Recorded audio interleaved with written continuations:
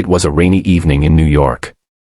The cafe on the corner of Fifth Avenue buzzed with the sound of chatter, coffee machines, and the faint hum of jazz playing in the background.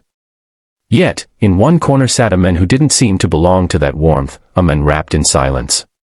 His name was Ethan Kross, the CEO of one of the biggest tech companies in the country.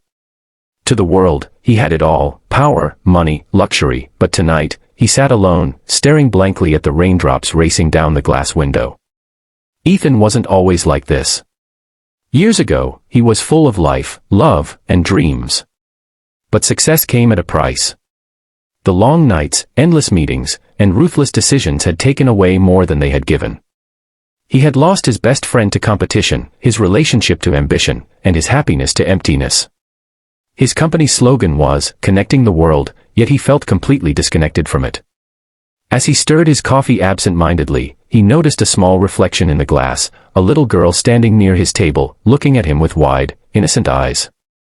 She couldn't have been more than 5 or 6. Her golden curls framed her rosy cheeks, and she clutched a small cookie in her tiny hand. For a moment, Ethan thought she was lost. He looked around for her parents but saw no one nearby. Before he could say anything, the little girl stepped closer and asked softly, "Are you okay, sir?" The question hit him harder than he expected. Nobody had asked him that in years, not his board, not his employees, not even his friends. Everyone assumed the CEO was fine because success was supposed to mean happiness. He blinked, unsure how to respond. "I'm fine," he finally said, forcing a faint smile. But the little girl wasn't convinced. She tilted her head, watching him carefully. "You don't look okay," she said innocently. "My mommy says when people sit alone and look sad, they need someone to talk to." Ethan couldn't help but smile, a real smile this time.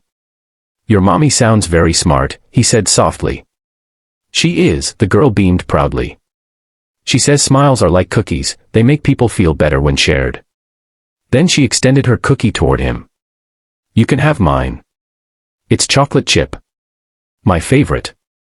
For a moment, Ethan just stared at her tiny hand. Something inside him cracked open, a feeling he hadn't let himself feel in a long time: warmth. He gently took the cookie. "Thank you," he whispered. "That's very kind of you." The little girl climbed onto the chair across from him without hesitation. "You look like someone from my cartoons," she giggled. "Always serious, but nice inside." He laughed quietly. "Maybe I am." They talked, or rather, she talked, and he listened. She told him about her school, her puppy, and how she loved to watch the rain because it made the world look shiny. Ethan found himself drawn to her simplicity. Every word she spoke seemed to wash away a bit of the heaviness in his heart. After a while, a woman rushed into the cafe, clearly worried. "Lily.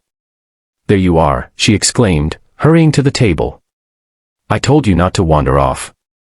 Lily looked up innocently. "I was just talking to the sad man, Mommy." The woman turned to Ethan, embarrassed.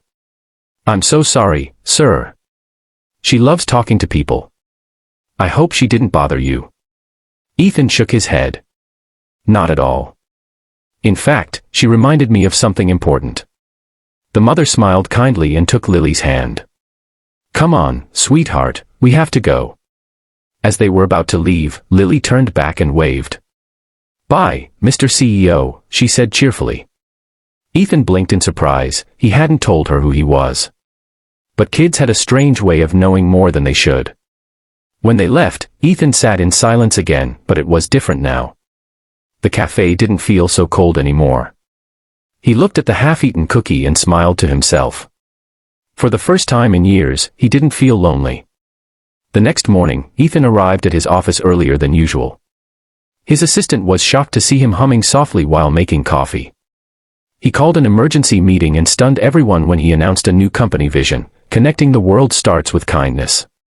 He ordered a new internal program: every employee would get paid time to volunteer, mentor, or help someone in need.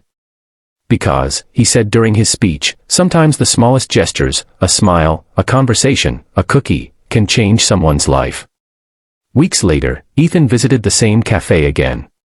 Rain poured outside just like before. He ordered 2 cookies and waited, hoping to see that little girl again. She didn't come, but he smiled anyway. He had already found what he was looking for: peace, purpose, and a reminder that even the loneliest hearts can be touched by the simplest kindness. He looked out at the rain and whispered, "Thank you, Lily."